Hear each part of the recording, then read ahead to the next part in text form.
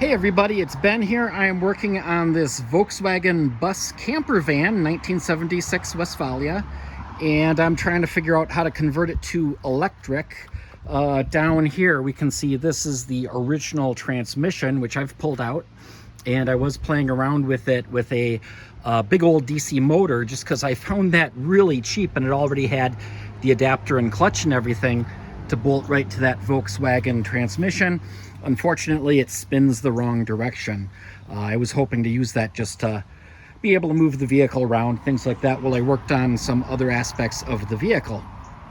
But I want to figure out what AC motor is going to fit in here. And this right here is a Tesla small drive unit. This would have been like in the back of an all-wheel drive Model S, for example. And it's a drive unit because it has all the parts basically built together. There's the electric motor, the inverter, and then the gear reduction and the differential. And then you can see where the power output is. In this case, it has some little flanges already stuck in there. Now, this does not belong to me. It was actually just loaned to me so that I could do some physical testing, because I really want to see if this is going to fit in there. And a couple of reasons why. One, you can see that basically because the motor is transverse, it's a lot shorter than this longitudinal motor and gearing that then splits off the power. So this is going to be basically more compact, take up less space in there. The other thing is because it's all one unit, all the power is going to be appropriate for all the different parts, whereas this is, in theory up to about 300 horsepower, and this originally had a gas engine on here that was like 67 horsepower or something like that. So even if I wanted to take a motor like that and connect it to a transmission like this, it might not, it might just break the transmission basically. So let's see if we can fit this in there. Another thing that I noticed is there's 3 mounting points on here. One's here, one's on the back, one's on the front. And then with the transmission, that also has a single front mounting point as well. So I think it would be pretty easy to mount that part of the small drive unit right to where that goes. So let's go under the bus.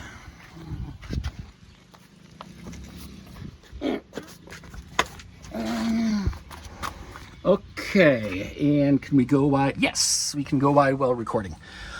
So basically, this area here from about the wheels on forward in the bus is where the transmission was. There were some other things kind of in the way here, some heater connection stuff that I got out of the way.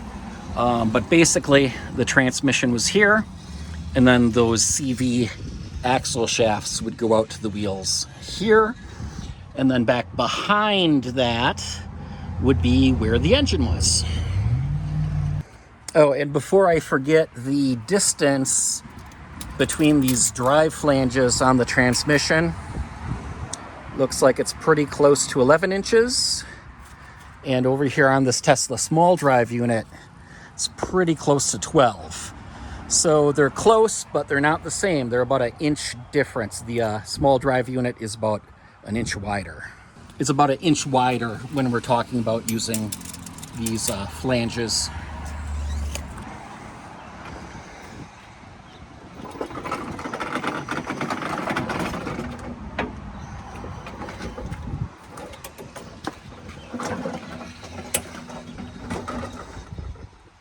So I'm trying to get that centered up, and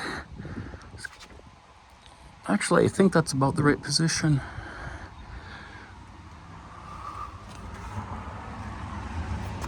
So the rear mounting point is off center, and that front mounting point's a little off center too, but I'm going to try to line it up with where the end of the transmission would have gone.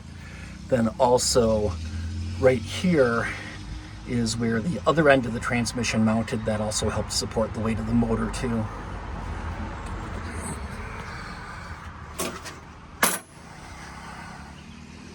Now keep in mind this is a fisheye lens, so size and distance are kind of exaggerated. But basically all I'm trying to do is line this up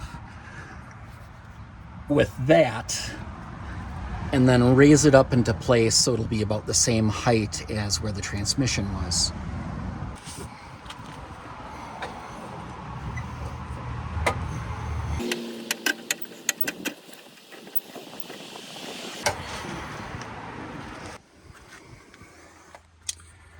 So that might not be exactly where it goes, but it should be pretty close.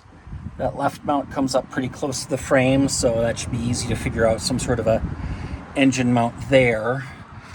On the back, this engine mount could actually go up to here, or it could go backwards to a cross member here. And then there you can see that front cross member. And then I would